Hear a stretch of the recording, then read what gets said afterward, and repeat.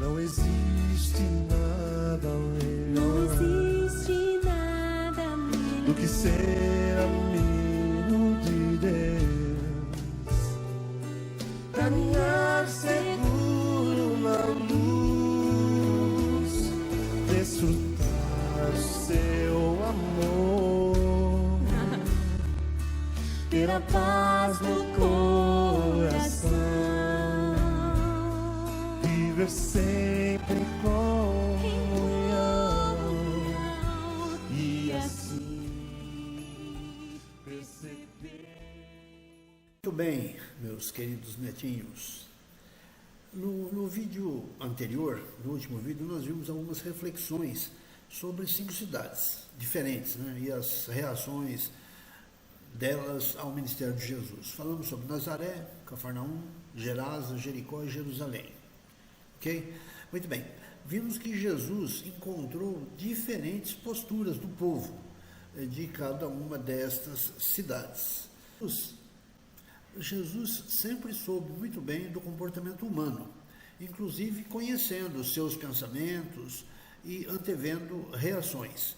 Vivessem essas pessoas nas cidades ou no campo. Mas ele sempre teve como objetivo cuidar do povo, independente de quem fosse e de onde estivesse. Por isso, ele prepara os seus discípulos, e eram 70, né? Um bom número, para que esses fossem pelas cidades e vilas da região, de casa em casa, adubando o campo para a pregação do Evangelho e para a colheita de almas. Eles foram aos lares, lugares estratégicos para o crescimento da igreja naqueles tempos. Você está convidado a entender a estratégia, o projeto de Jesus para alcançar os habitantes dessas cidades, para onde foram os 70. Naqueles tempos, os meios de comunicação eram nada, não é? Sem rádio, sem TV, sem jornal, sem folhetos, nada. Nada do que nós temos hoje. Então, ele envia esses 70 discípulos de sua confiança para irem de 2 em 2, como batedores de campo, pois o tempo já era curto e ele queria pessoalmente visitar essas cidades.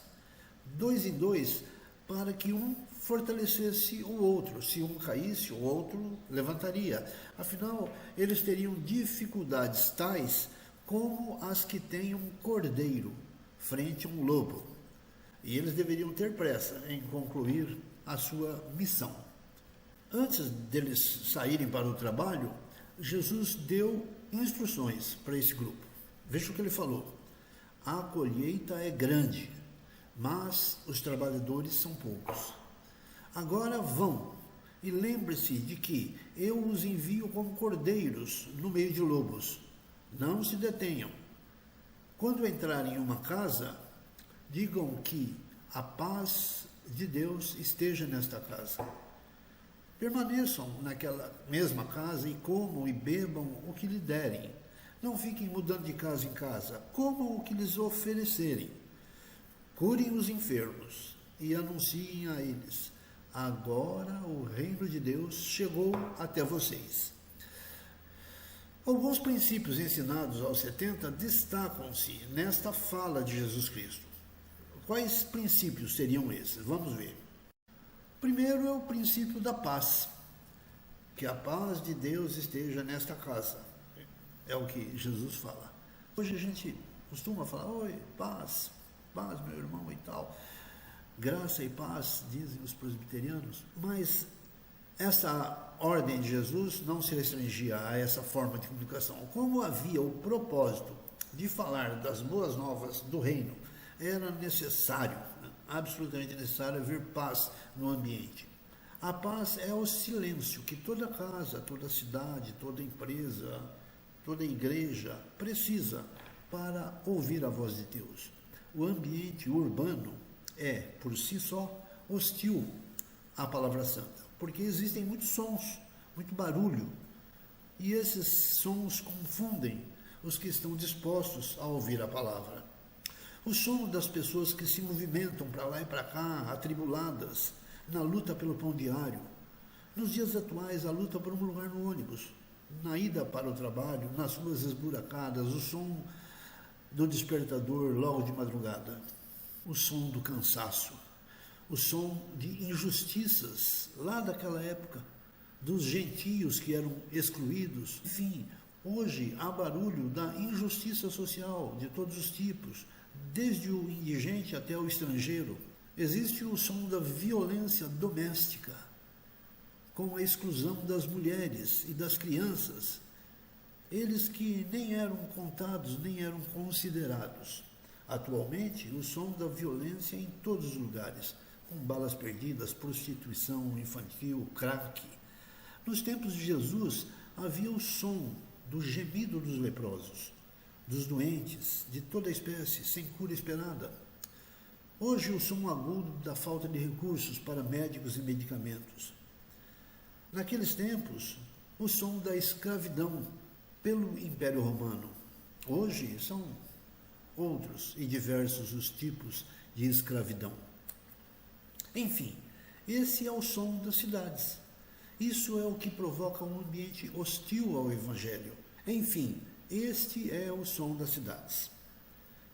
Isto é o que provoca um ambiente hostil ao Evangelho, que deve ser pregado. Exatamente por isso é preciso paz. As famílias e as cidades precisam da paz de Jesus Cristo, pois precisam ouvir o Evangelho. Mas como ouvirão? Em meio aos sons da cidade. Quem ouvirá? É preciso invocar esta paz.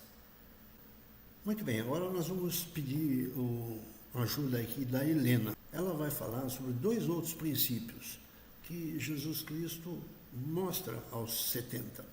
Agora a gente vai falar sobre o princípio da comunhão. O versículo é: permaneçam naquela casa e comam e bebam do que lhes derem. Esse princípio da comunhão responde pela interação, pela amizade entre o que anuncia e o que ouve a mensagem. Jesus disse aos discípulos que eles deveriam, depois de oferecer a paz, manter um bom relacionamento com os da casa, identificando-se com os seus costumes e seu modo de vida.